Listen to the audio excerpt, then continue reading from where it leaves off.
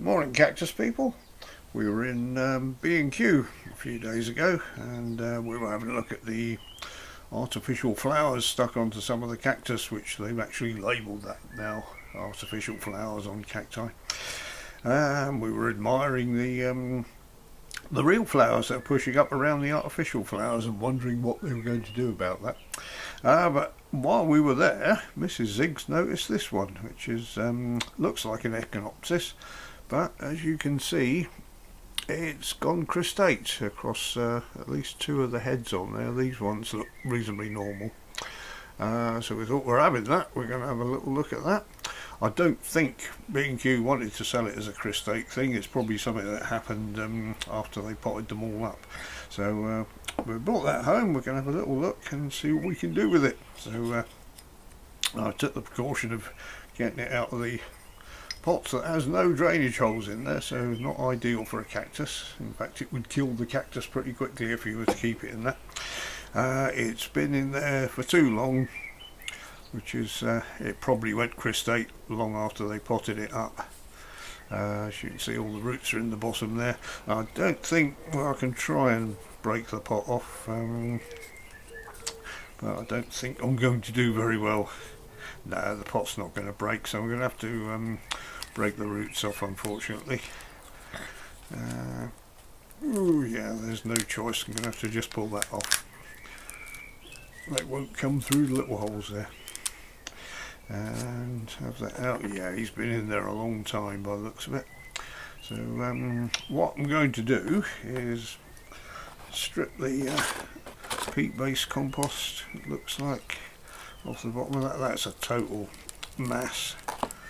I'm going to have to break into this.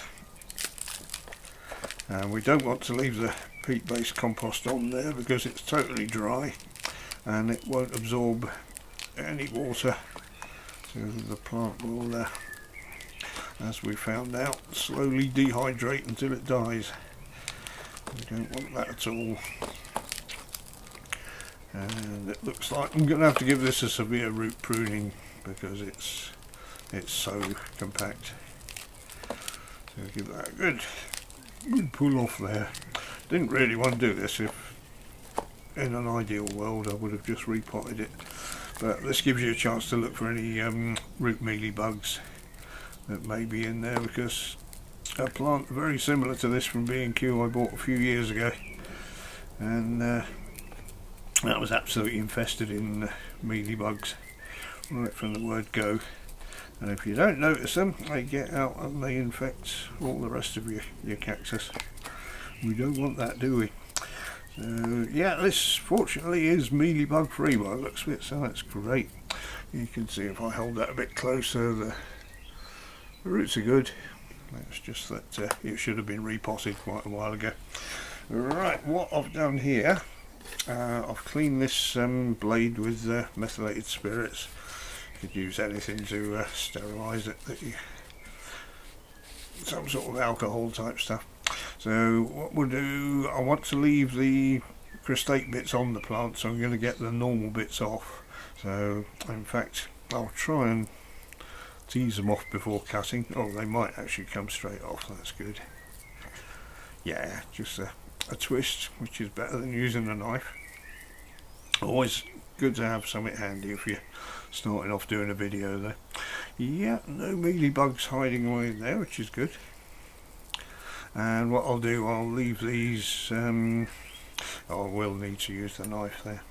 I shall root these bits up separate so we can see what the original plant is going to be like. I must say the last one I got from B&Q like this, little echinopsis, had a lovely flower on it, so worth doing. And see if we can twist this one off as well. It's a little bit prickly, but not too bad. Yep, off he comes. And one more. I'm wondering if I can get the cristate, one of the cristate bits off and leave the main one on the roots as well. We'll find out. Let's have a little look. Yeah, I think that will come off. So again, just a twist.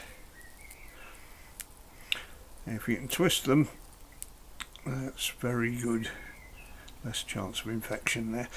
I'll still leave those to callus up for a while. So that's come off very cleanly, and what I'll do there, where I've taken bits off, I'll just give it a dab of sulphur, keep any infection out. So that's good, and I've prepared a little pot with a crock in there, which is not big enough, so I'm going to have to do that off camera later on. But there you have it. Lovely Cristate Cactus there.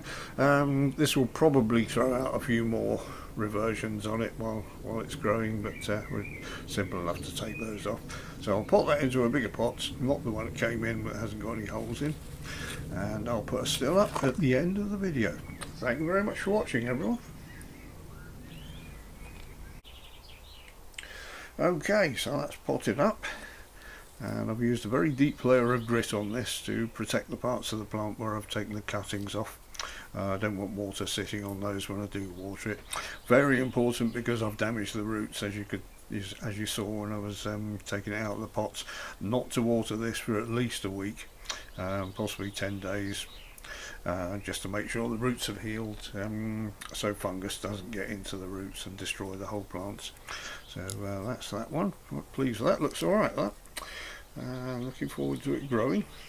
So that aside, while I was dabbing these with sulphur just before I set them aside, I did notice something hiding in one of the crevices here, and I had to look under the magnifying glass, and that's a very fat little mealybug. So thank you very much, B&Q, selling plants with pests like that.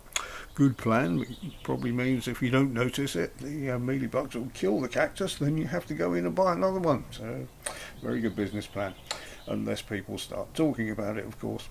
While we're on here, some of you may remember back in the autumn we bought some cacti that had been grafted from the local farm shop, and unfortunately they grafted them onto a non-hardy rootstock, so it was cold in the what am I talking about, the farm shop shed, and the rootstock actually started to die off. This is quite a hardy cactus. It's one of the Cristate Cactus, Cristate variety of it.